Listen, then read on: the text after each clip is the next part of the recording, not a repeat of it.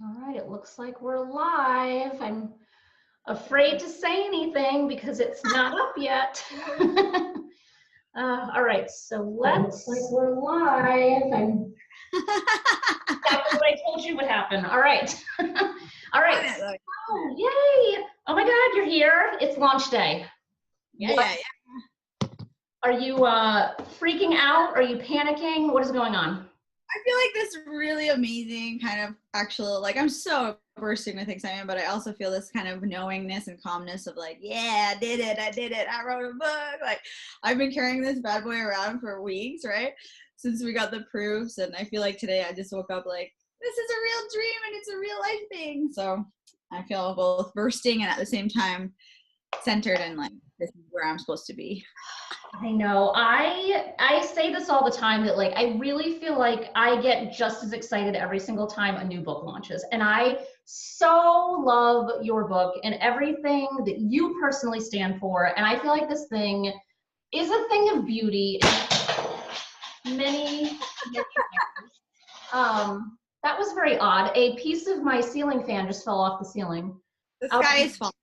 Yeah, maybe this is an omen. I don't know what that was, but anyway, again, Facebook Live for you. So, so for people who don't know who you are and what you do, like I'd love to kind of start there.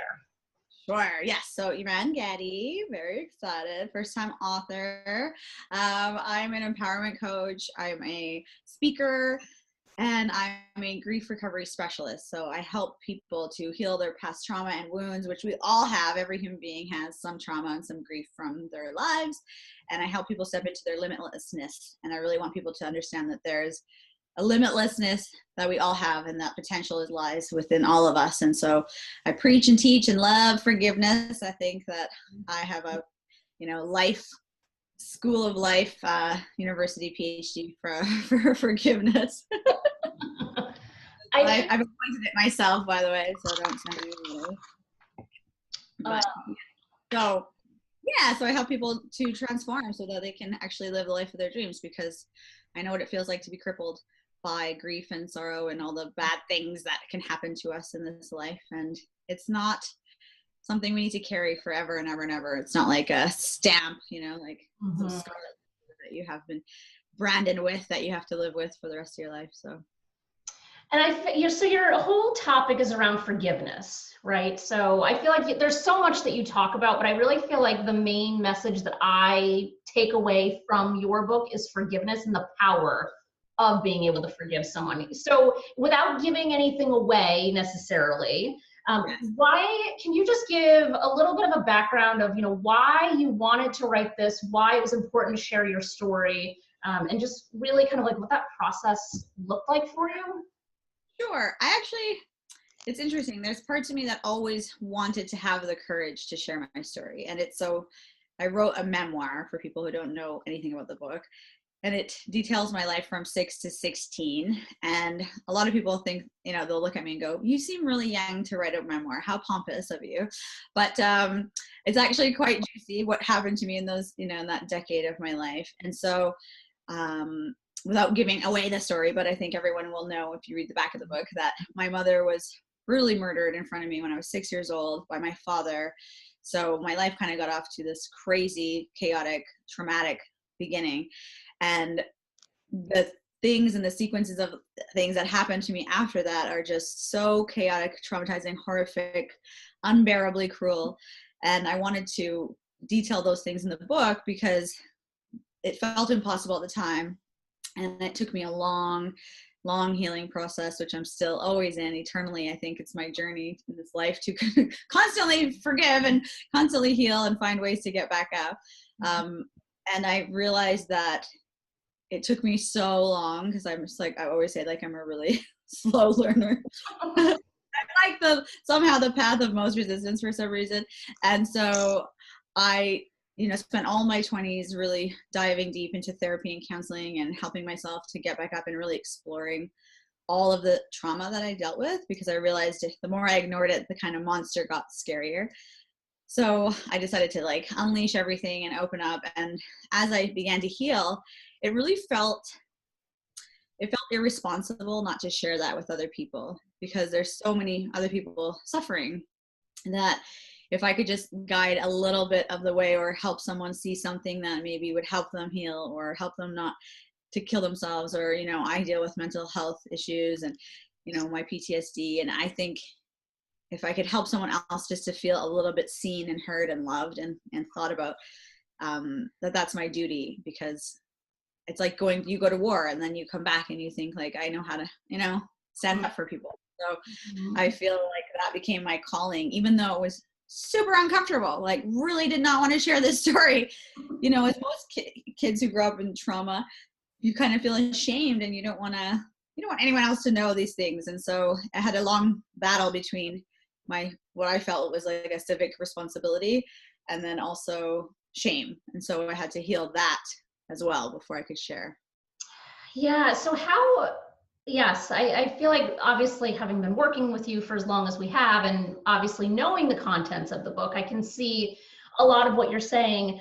How do you feel like you were able to strike the balance of sharing your story, but sharing it in a way where there's some kind of universal truth and a message that the reader can kind of take away? Because I think that it could have been so easy for you to go down the rabbit hole of just kind of putting all of these things that have happened to you on paper, but without the silver lining, or without the recovery piece, or without the, you know, I'm on the other side of this. So was that hard for you to figure out? And, you know, what did that look like?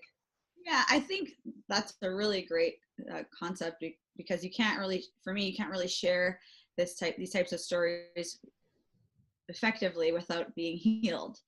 And so I made it very clear to myself that I wasn't writing a victim story, you know, where it was like, this awful, woeful things have happened to me and I want you to pity me, because that's disgusting to me. I really hate, you know, I don't want anyone to pity me, because I have a fabulous life and I'm truly, truly remarkably healed. But I had to really dig deep and get centered in my own spirituality and write from a place of healing. And that's why, you know, I'm 36 years old and standing here with this book that I wanted to write, you know, when I was 17 and 18 and 19 and 24, you know, and I was like, oh my God, I wish I could just write this book. And I've sat very many times attempting to write it, but not being from a healed place. It would have been a cry for like, oh, feel pity on me, because it was still raw in those times. So in order to have that silver lining, that hopeful tone, I know that I had to be able to fully stand in my truth and declare, yes, still have shitty days. Yes, still have problems. No, I'm not aiming for perfection by any means, but I am aiming for happiness and, you know, and courage and compassion and forgiveness for myself every day. And so when I wrote from that healing place, it just carried over into every word that there was hope. Like, and it's a traumatic story to read, and a very heavy book to read for people. It's not a light read, you know, but I hope that everyone comes out the end and says, you know, feels this kind of triumphant feeling of overcoming, which is what I tried to write in every sentence. Yeah, I feel like that comes across loud and clear. I personally feel like it's there. When did you know that you were like at that place of healing? Because I can't imagine it was just kind of like, hooray, I'm healed today. Like, I'm going to start writing my book. Like, so when did you know that like now's the time to write this? Right. Well, so there was it was a very interesting defining moment in my life where I, like most people, you try to get by, right? You go to work, you have the same old thing, you come home, you do the same old thing. And I felt like there was something inside of me that was begging for more. And that unfulfilled place that a lot of us have, that's like, why aren't you living bigger? Why are you ignoring the dreams that constantly call you? And I felt this calling, but I didn't know what it was. What am I supposed to do? How do I help like the world? Why am I here? Right? The, you know, ever so common cry for my purpose. And so there came to a point where I kept asking the universe, like, what am I supposed to be doing? Why am I here? Why did all this stuff happen to me? What's my story about? And I kept kind of coming to the same message all the time, which was share your story. Like, that is your purpose. Share your story. And I struggled with that because I thought, no, we all ask questions of what we're meant to do. And then when you find an answer, it's not really convenient. So you kind of go, anything but that one. Can I have another answer of how to serve the world? And so I knew mine was going to take so much courage and strength. And so I ignored it for a really long time. And then I remember flying to New York to go to Gabby Bernstein's Spirit Junkie Masterclass. And I asked her a question first night. I was like, I don't know how to help people. Like, I really want to help more. I don't know how to do it. I don't know. And she just looked at me and she was like, honey, share your story. And I'm like, oh my God, like I just flew all this way to hear the same thing that I've been hearing every night for the past 300 days. So I came home and I thought, do you really want to answer the call of your heart's, longing? If so, then you have to step into the light.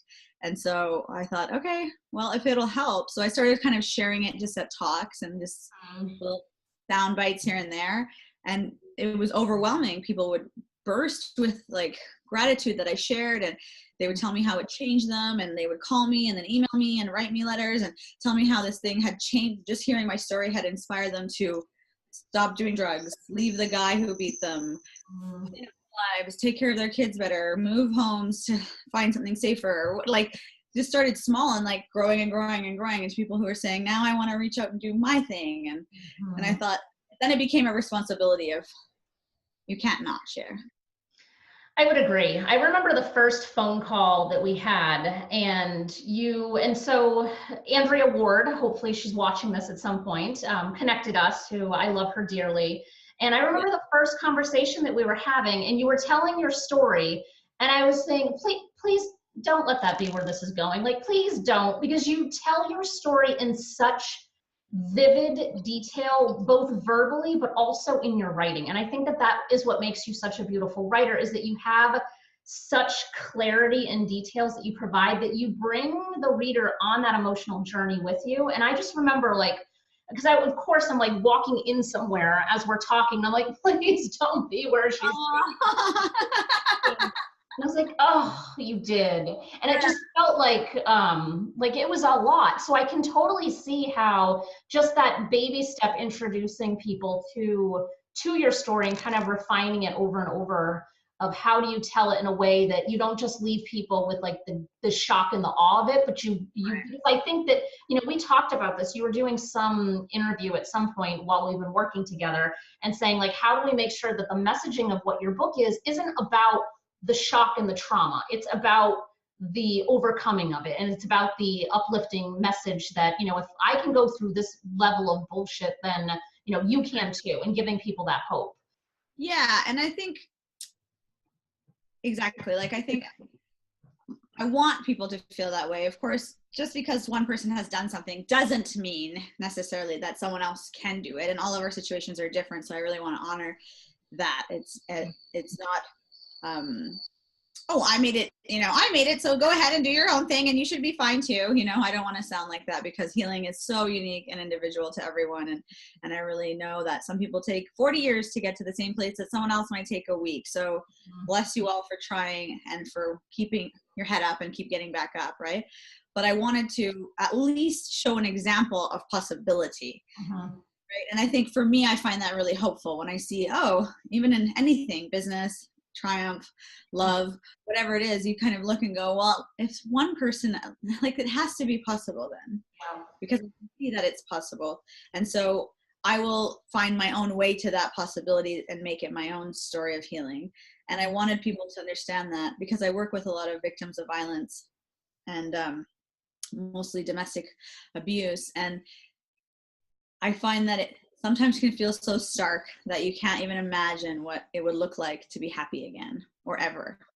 And you can't imagine what it feels like to own your own company, or to wake up and next to someone who adores you, or to have the things that you've always wanted, to just even love yourself and look in the mirror and say, like, yeah, I'm all right, things are good. So I wanted to show an example, because I know that whenever, especially in the sisterhood of, women, whenever another woman says, like, me too, right, which is a very common trend right now, like, me too, sharing that voice of, like, yeah, you're not alone. I see you. And I think that that's what most people want in this life, is to be seen and heard. and thought about, right? So I thought, as horribly, like really took a lot of courage. I'm not some sort of special person that can just be like, yeah, I can talk about this and it's really easy for me. It's become over the years easier because I've said it a lot of times now, but it still takes courage to stand up and say, yeah, me too, or I see you, we got this, there's a way, are you willing to find the way? Here's my way. And that's all I wanted to share, is that this is just my way. Mm. I think that's so profound, because I think that a lot of people, especially with the Me Too campaign that's going around, that even for you who has spent, this is your life, like this is your, granted it covers 10 years of your life, like this is your life. Yeah. And yet you're saying right now that even though this is now printed in this big, beautiful book baby, it's still hard sometimes for you to say me too. So I think that for people who might be struggling with, like, I feel like I need to say something, but I don't want to say something, or I'm just too afraid to say something, now it's not my place, or whatever it is, for people to see, like, listen, like your business, like your book directly ties into your business and what you do and just who you are generally. And yet you are here saying, like, listen, yeah, sometimes it's hard for me to say it as well. I think that alone is really inspiring. Yeah, because it takes a lot of courage and a lot of healing. And anyone who's grown up in any kind of abuse or trauma or grief experience, the shame sticks to you, and I always say, like, it always has felt like a stain of ink on my brain that no one seems to understand. I can't just wash off. It's actually part of my brain now. And so I feel like, every day is a new day to rise up and to think, I need the courage today. I still need the courage today. I still need to show up. And all the people that support me are the reason why I keep getting up, right? They're the ones, and like this woman here, my mama in the corner, right? So I just think that we all need to be able to look for an example. And if you can't find one, be one. Oh, I love that. That's such a good soundbite. So talk to me about your goals for for your book, in terms of your reach and your impact, and what you want people to do with it. Like, just kind of, let's talk about the positive and the exciting stuff.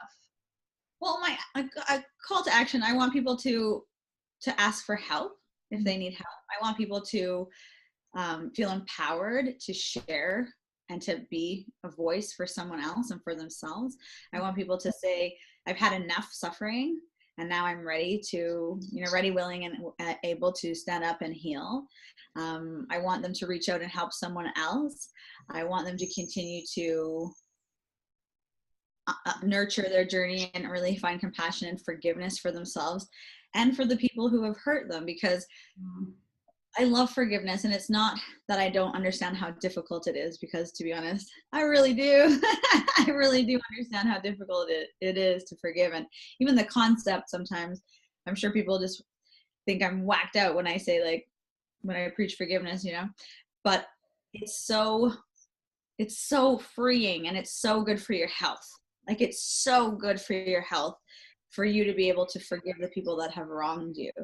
And it's not something that happens like this. And I teach different processes around that and different courses. And, actually, if you read the book, when you read the book, you get a free, 1 hour bonus workshop with me to talk about forgiveness and just some of the things that help people walk through forgiveness, because it's not easy. And none of this work is going to be easy. The concepts are simple, but the work is never easy. But neither is your suffering easy. Neither is living this way easy, right? So I think the better of the routes is to take maybe the same strength, but the one that will, you can conquer your fears at the end, right? So I want people to be more healed, to find a friend in me that says, okay, she sees my darkness, and that's okay. And I was filled with darkness, and I still found that light. I still kept that light burning. And now it's illuminating, throughout my whole everything. So it's possible to rise back up. It really is. From anything you can recover from. I believe you can recover from anything. Not as the same person you were before you stepped into the fire, but you're going to be so glad at the strength that you have received from that fire and from those experiences, and you'll need them. Yeah, I love that. And I'm so happy that you brought up the bonus video that you have that goes with the book, because I feel like, the price point of your book is nominal for the amount of, information that is packed in here. Because this is a big, meaty sized book of over 300 pages. So this is a good read. But what I think is great is that you went that extra step and created a video for people who got to the end of it and they had that, whether it's an aha moment, a revelation of some kind of Right. like I have to take some step forward. Like I feel so connected to this person, to this author. And then, for anyone who buys the book, they get the access to that video, and only for people who buy the book. And I think the way you start off about like the journey of forgiveness in the video, I think is just absolutely perfect. So it's not like you just drop your story in this bomb on people. You're like, all right, have fun. Good luck with that. Yeah, no, exactly. And I think that's was really important to me to not have this. It's a deep and tragic story, and a lot of the feedback that I've gotten from my readers so far have been like, it was heartbreaking and at the same time healing. Like, it's cathartic. I wanted to read it again. I don't know how many. It's pretty meaty, and people have been saying like I sat and read it in one go. Oh my goodness. But like just says everything to me, that you wanted to stick around, you wanted, like, you couldn't stop wanting more.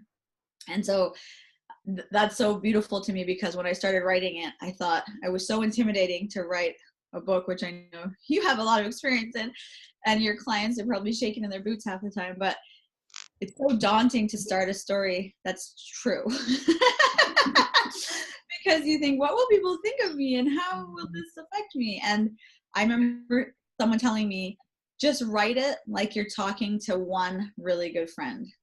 Just talk to me. It's like we're at a coffee shop and you're revealing this story on your deathbed or something. And I thought, okay, I can write it to one person. Because if you start to think, I'm going to write it to the world, it's very frightening, right?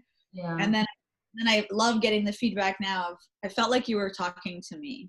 I'm like, that was the whole idea, so I'm glad that worked out. I am talking to you. It's the same as like standing on a stage or, anything. You're like, just talk to one person. Don't try to help. That is so how, can you just share a little bit about maybe the emotional roller coaster perhaps of like from the time that you just started putting the words on paper? Because I know that it's not like you just magically descended to the desk and just typed away flawlessly without tears and hysterics. Yeah. But what was the reality of what that looks like? Well, it was very horribly painful and beautiful at the same time, right? So it's like literally ripping your heart out again and again and again, because, and it's the same thing that I talk to my clients about. It's like, if you want to heal the trauma, we have to go through it, not to relive it by any means at all, but we have to talk about it. We have to look at it a little bit, right? Because the things we ignore, it's very hard to heal them, So I really had to eat my own medicine writing this book, which was amazing.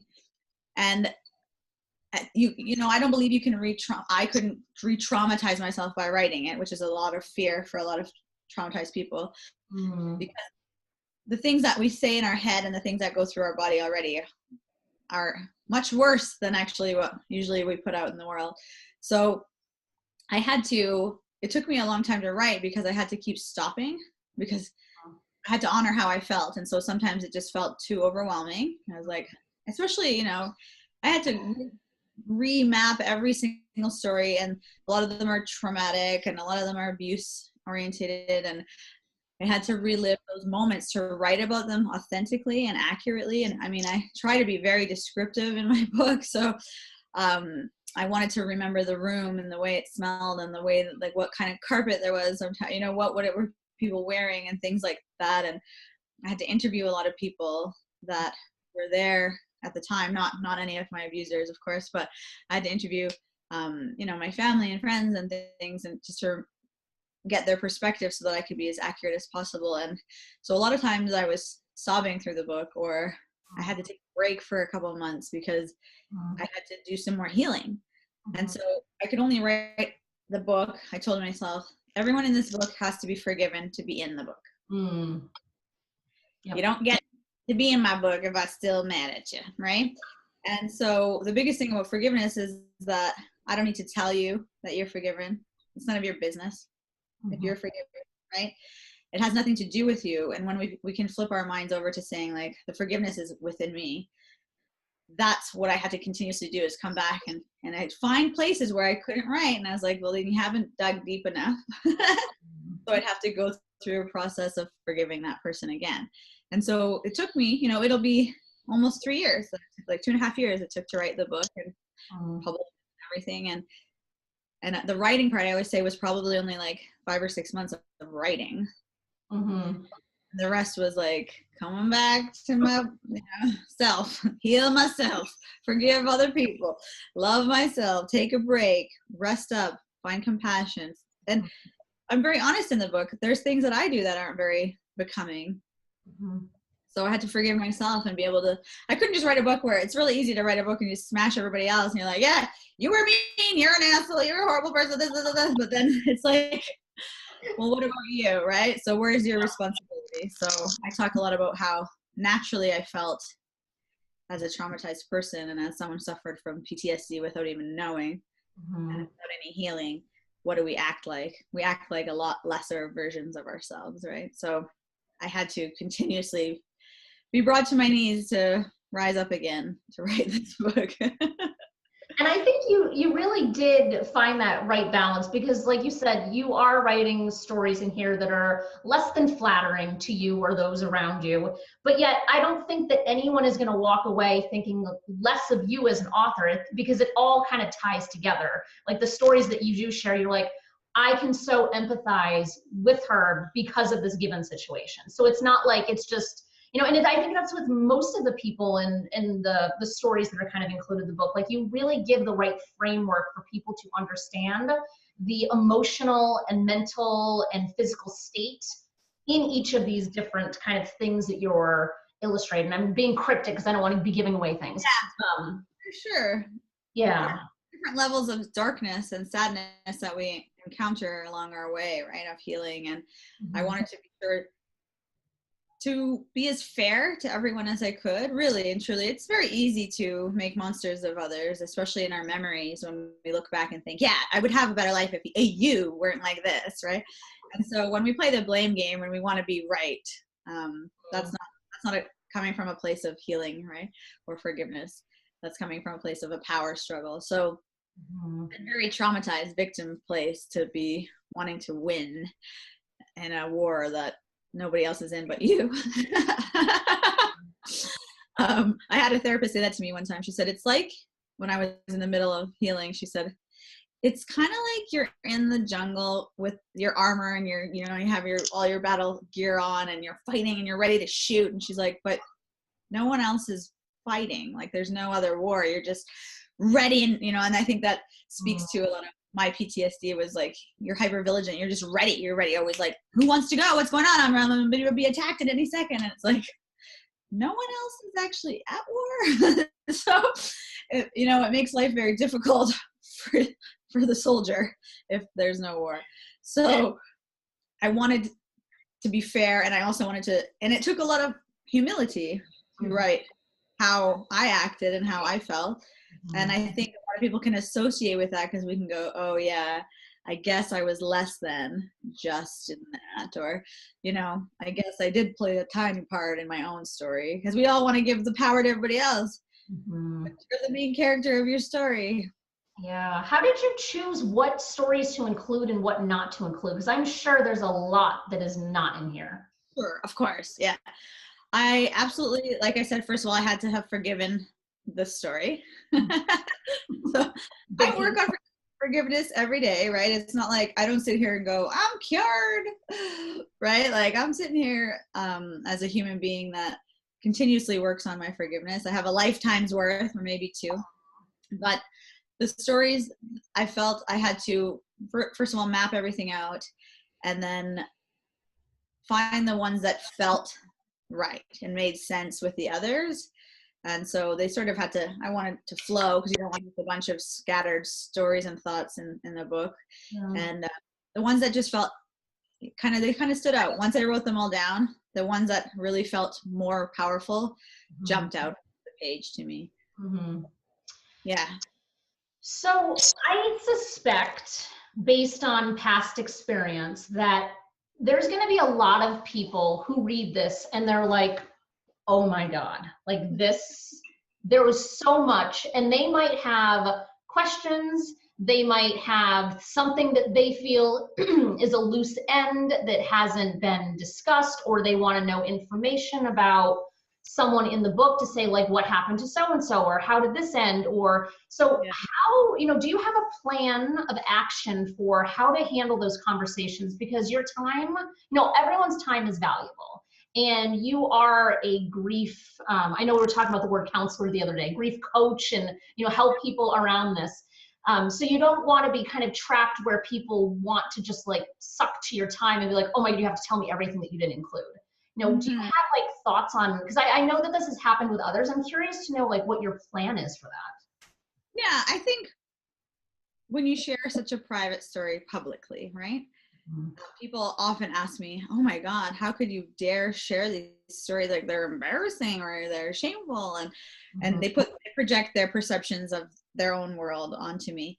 And even my own family, of course, nobody wants to be in your memoir. Trust me, nobody. Like, if someone came up to you and like, I'm writing a book and you're in it, you kind of feel like, right? So I totally understand. And I did all with so much respect and grace. I tried to represent people in the highest light I could. So I wasn't writing this evil, like, I'm writing a book about you because you're a horrible person. But with these stories become, it's not a false sense of attachment or knowing. I don't want to say that, because you are getting true stories that I feel comfortable sharing with the world. But I want people to be careful about sensationalizing a life. And I think that I want people to have a deliberate consciousness around not sensationalizing some things that are very dear. And this happened to me. These things happened to me. So everything I wanted to share with everyone is in the book. And people who know me are like, Iman, you're such a private person. I can't believe you wrote a memoir. Like, really, very private person normally. I share to heal. So if there are specific private things that I can share with people to heal, that have profound healing that I feel they do, then I have done that. And they're all in the book. Okay. So people who, are going to email and ask even more pervasive and very private questions, I'm not going to answer, because everything I want you to know and everything that needed to be told in this story is in the story. And so I just want people to respectfully understand that I don't want you to get gossipy and juicy and like a car accident where we're all looking and, it's my life. It happened to me. So to respectfully understand that it doesn't mean that, oh, ask away, I'm an open book, you can know everything about me. Like, no, I talk a lot about boundaries. And my boundary is that this is my book, and everything that's literally bound within these corners are for you to absolutely read. And of course, if you have a question or something and we're at a book reading or something, of course I'm happy to answer a question, or if we're being interviewed or something like that, that's different. But I don't want it to turn into some kind of National Enquirer, where I'm in a cage like a monkey and you're at the zoo poking at my life and asking weird questions. I feel like we've been so conscious of that as, as the author-publisher relationship, and then everyone on the team, to just really make sure that that is not the path that people take, is the sensationalizing. Because I think it's so easy for people to take that path, but at the end of the day, like, that was the triggering point to all of what you write about, but that's not the core of what you're writing about. You're writing about such a bigger message than what people might see on the surface. And I wrote it in part because every time I give a talk or a workshop, people get stuck on the juicy gossip of the story, right? I mean, it's a really powerful thing to say. Like, my mom was murdered by da da da. And it's like, my God, can we stop and talk about that for 45 minutes? And then no, because the talk's going to be over. What my purpose is to be here to help guide people through their healing. Mm-hmm. We stay stuck in the victim place or whatever happened, the the pain that occurred. If we stay stuck there, then I'm not being of service to you. Mm-hmm. So that's my dilemma, right? So I want you to know, and I want you to ask questions and feel comfortable, but I also don't want you to get stuck there. Mm-hmm. And I lived in that place for a really long time. And so I wrote the book to be able to say, I don't live there anymore. Want to know the details? Read the book. Yep. Read the book. But let's talk about healing. Let's talk about what we're going to do now, taking the action, moving forward, because I think a lot of people can empathize with the fact that when we have something traumatic happen to us, we get stuck. And we play that story over and over, and it loops and loops and loops and loops. And people, biggest question I ever get is, but how? How do I heal? How do I do it? And so how not to do it is to stay stuck, right? Is to stay in the loop.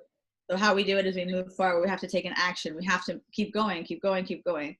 And so I'm the queen of get back up to me. Like, I'm like, I get back up, I get back up, I get back up. I don't want to hang out and talk to people who want to talk about where I was stuck the whole time, right? So yeah, it's kind of a fine line.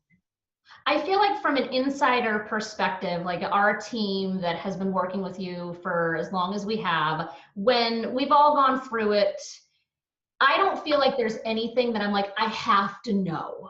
Like, right. So I read it. So that's like, so I feel like for anyone who's like, oh, I want to ask her this inappropriate question, or I want to ask whatever it is, like, I know from my own personal experience, reading it from cover to cover, like I don't have anything that was like, oh my God, I have to know this detail, because I wouldn't have had access to say, hey, what about this, and be able to do it in a way that you would have shared. But, you know, I really feel like you did such a good way of bookending it, you know, like really just tying it together that there isn't a lot of left unknown. Thank you. And I mean, that's why I work with professionals, like to publish the book, right? Because a lot of people, I think self-publishing is amazing. I absolutely do. And I was considering that very deeply. And, you know, when I met, you know, you guys, I thought this is a great combination of everything that I want, you know, because I have the support, and God knows when a book this big, you guys, you can't edit this by yourself. Okay. You can try. I've read it a million times. It's still, I miss things. I'm like, you start to get too close to the work. Mm-hmm. So, and having the professional experience and opinions of editors and publishing house, right? Like that really allowed me to understand how many times, you know, Heather pointed out, like, this didn't make sense. This doesn't end well. Like, we don't know what happened to Bob, right? Or whatever, right? There's no one really named Bob, but you know what I mean? Like, we don't know what happened in this case. Or so I'm like, oh, okay. Because when you're writing a story about yourself, you have a lot of assumptions because you have all the information. And then so someone who blindly reads it is like, who's that guy? Or I'm confused, or what happened here? So it took a whole team, you know. I wrote the book not by myself, because there's so many people that helped to make it beautiful and to help me understand how other people want. And if there were any questions that anyone has asked me during this process, I put it in. I was like, oh, you want to know more about that? Okay. I wasn't sure if that was interesting, or that was too much and nobody cares. Okay, let's take it out when nobody cares about that. You know, so it's a really amazing process for anyone who's thinking about going through it or has gone through it. It's fascinating to answer all the questions. I don't want any hanging threads. I don't want people to go, yeah, that was weird. I don't really know what happened to so-and-so, or why did she do that? Or what were your questions, right? I want you to feel close to me, and I want you to feel like you got the whole story. Yeah. Which I feel like you did a really good job at. And I also want to just point out, because I think it's hilarious and very true to your character, because I know you as well as I do now, that you have been doing this entire process while pregnant. Yeah. Wow, madly. I know, I'm 35 weeks, like, belly shut. Oh, there's a baby in there. Every day I'm like, whoa, there's a lot more going on in the front now. Yeah, 35 weeks pregnant this week. It's insane to imagine. If I were to imagine it in advance, I would think, heck no, I'm not, I can't write a book, publish a book, promote a book, market a book while pregnant. So I did it. And that's, I mean, it's an amazing, you know, testament to our resilience and our human bodies and how magnificent, really, I have so much more respect for women. And I already was very feminist in the first place, but like, wow, we're kind of badass, you know, like that we can be these machines of life. So, and get the thing done and write the dream and right. So, but yeah, it's been funny with, you know, snack time and nausea and oh my gosh and all this different stuff and yet still getting a book done. So I feel like you totally raised the bar of like, listen, if she can be launching her book at 35 weeks, like we got nothing. Like, I don't know what it is, but we need to get you on board. I think it's hilarious. And it has been fun watching like the evolution of the pregnancy as you go with like dropping the pen on the floor and you're like, I'm not sure if I'm getting back up. I know, I'd be on this call with you and I'd be like, I just dropped something. If I don't get back up, call 911. Like I can't. Yeah, I'm not into laces and shoes right now. No. Yeah. No, but it's an amazing journey and really, and like, I think a testament to myself of not just being pregnant. Okay. That's a phenomenal experience if anyone's interested. But also writing the book and making a dream come true. This is a dream come true. This is something, you know, that seemed impossible to me, really did. And it felt so far away. And I cannot express how deeply profound and gratifying it is to hold it, to look at it, to have these conversations that I'm sitting here today and a testament to how healed I feel and how much work I've done. And I really want to express that, not in a bragging way for myself, but for others that have a dream, that think it's impossible, that can't figure out the how do I get the money? You know, I did a GoFundMe. I was helped by so many people that believe just a little bit, even some people just have to believe a little bit in my dream or my, you know, my story, and that the people of the universe and everyone wants to help you. Like there are some people, of course, that are always going to hate on you and make fun of you and gawk at you and poke fun at your dream. But there are so many more. Like that's just noise to me, that white noise that I can't even be bothered with. There are so many more people that really want to help you, encourage you. You know, like Andrea saying, I just remember talking to her being so frustrated, being like, I don't know what to do now. I have a book, but now I got pregnant. And I don't know which, like, I want to have the book before my baby, but I also know that, you know, my baby is very important. I'm not trying to say my book's more, you know, like, I was like, I don't know what to do. And she was like, you should talk to my friend, Jen. And I was like, okay, like, sure, you know, meet. And then I'm like, oh my God. And it just like, you go to the path. So, you know, ask for help. Tell people where you struggle. That to me is so important. We suffer in silence all the time and no one knows. And if I don't know you need help, I'm probably not going to come up with a solution for you. Right? It seems so simple. It seems so simple. And that's with all things of life, right? It's not just, you know, something big like publishing a book and making a dream come true, which is so awesome and so rewarding for our team of like knowing that that is what we're doing. Like a book is a product at the end of the day, but it's bigger than that. It's really making a dream come true. And the amount of impact that you have already made in your 36 years is going to exponentially blow up as a result of having this book that can now be, you know, anybody can kind of take the summation of all of the things that you've been learning and preaching and talking about and all that. Like it's just exciting, all of it. Yeah, thank you. It really is exciting. And I think to myself, I mean, even during the process, like, it's not easy to write a book. It's not, you know, I thought to myself, like, how do people do this over and over again? But I mean, I know that memoir is also another beast of its own because it's very personal. But I just love that idea of I always tell myself that if I could just, even though it's scary, even if you can just stand up and sort of raise your hand and you think no one else sees you but there are always, I've never been standing by myself, you know, for very long, or before someone comes up and is like, thank God you're standing there because I felt alone and I didn't want to tell anyone, but this is what I'm experiencing. And there's this connection that happens between community of other people that are feeling just like you or different than you, but in the same boat and need help. And we support each other and we can't heal by ourselves. I didn't heal by myself. I didn't write the book by myself. I didn't do the dream by myself. I didn't make the baby by myself, you know? So there's all this stuff. We always need our community, our village, our help, right? And so Love it. visuals, I paint the visuals. You are very good. You are very good for the visuals. What is hilarious is that when I was doing a spell check for the ebook, so obviously we knew all the spelling is proper in the print book, it should be in the ebook too, but for whatever reason, the ebook just picks up different words because it's based on like Amazon and just a whole bunch of random things.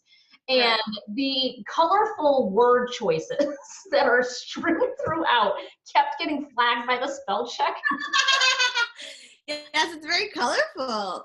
And it's not like the whole thing's riddled with like anything like that, but just like the little sprinkling here and there just made me laugh because I'm like, that is just so like your very essence of who you are is so in this book, like in every single way. And I love the transfer of that authenticity. So like who people are seeing you now, like on, on this video is exactly who you've been working with and exactly who you are in this book.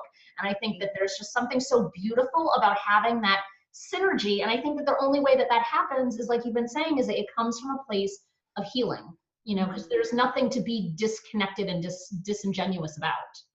And liking yourself, like I accept that I'm flawed. I accept that I say things sometimes that I wish I could retract.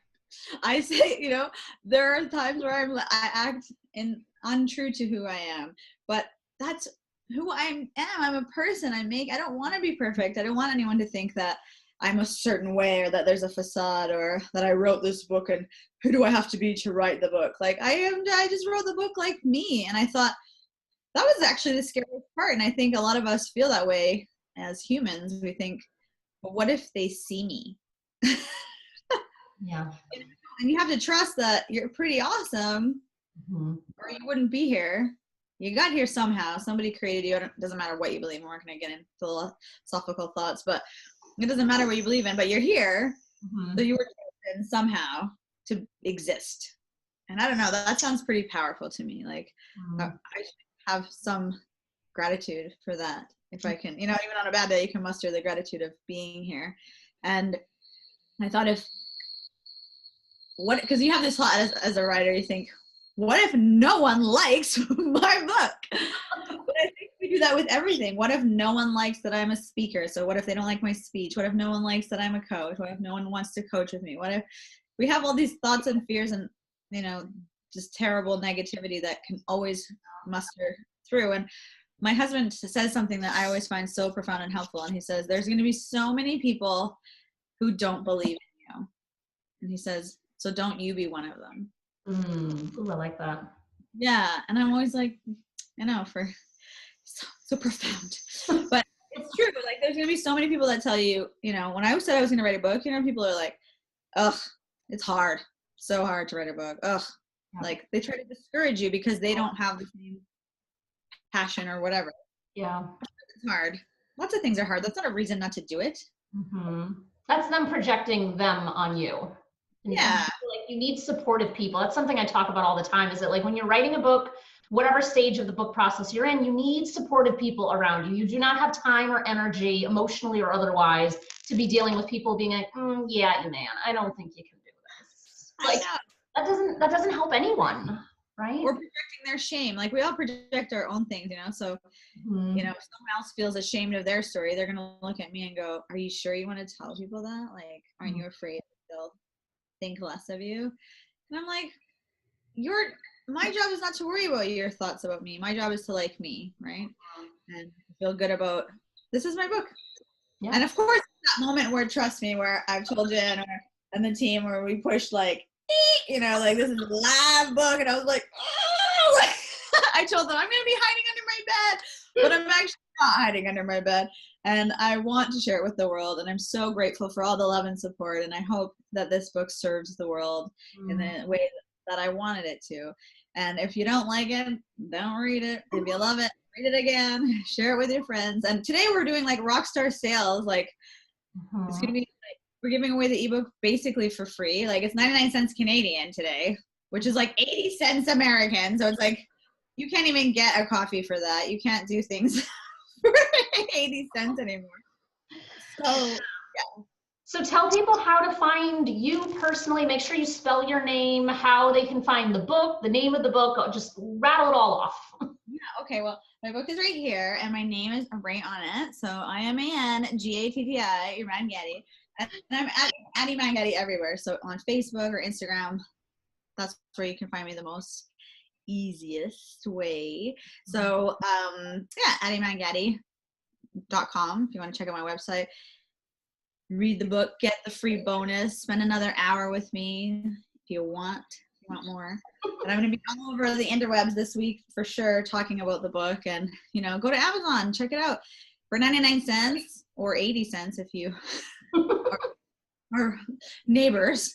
That's a really good deal to be able to take a peek at the book and see if it's for you or for someone else. I think this is I have lots of people right now ordering from me that want to share it with their family for Christmas as a healing story for the holidays and things like that. So I think that makes me very happy that people would have, a sense of overcoming and healing and forgiveness.